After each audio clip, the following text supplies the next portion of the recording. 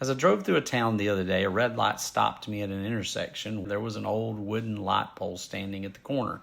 It had clearly been there a while based on the condition of the wood. It has undoubtedly weathered a lot of storms.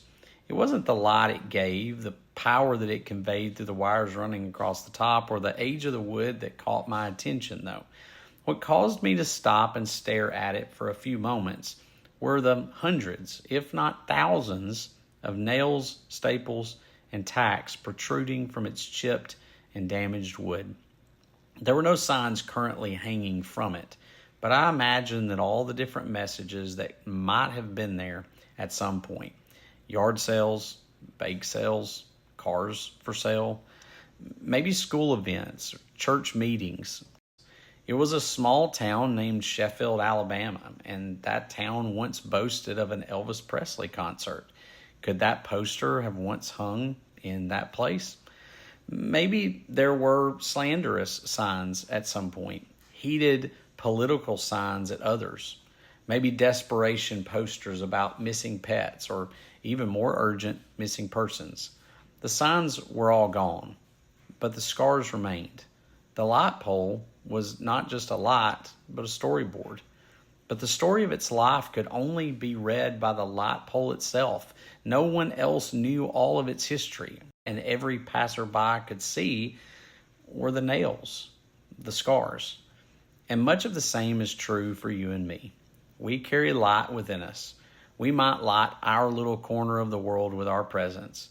We light it for our family, our neighborhood, our church. But there are the scars, good and not so good, the storyboard of our life.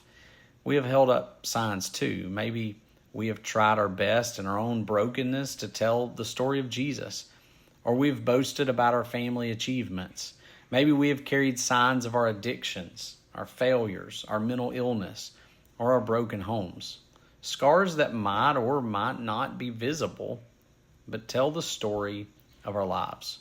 Storyboards that only we can read in their fullest extent, but have made us who we are. But if you'll let me, I'd like to tell you about one more light pole.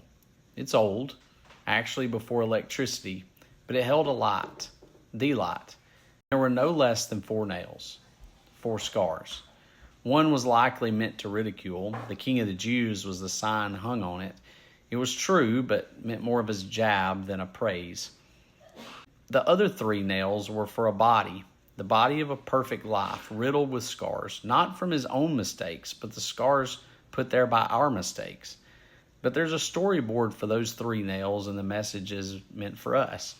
If I had to guess the words of the signs on each of those nails, they might simply say something like this: you were loved, you were chosen, you were forgiven. His scars took care of ours. Our scars are still a part of our story.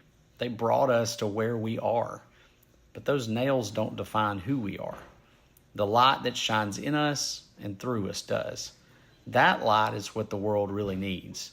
But sometimes it's good to be reminded that the brightest lights are accompanied by scars.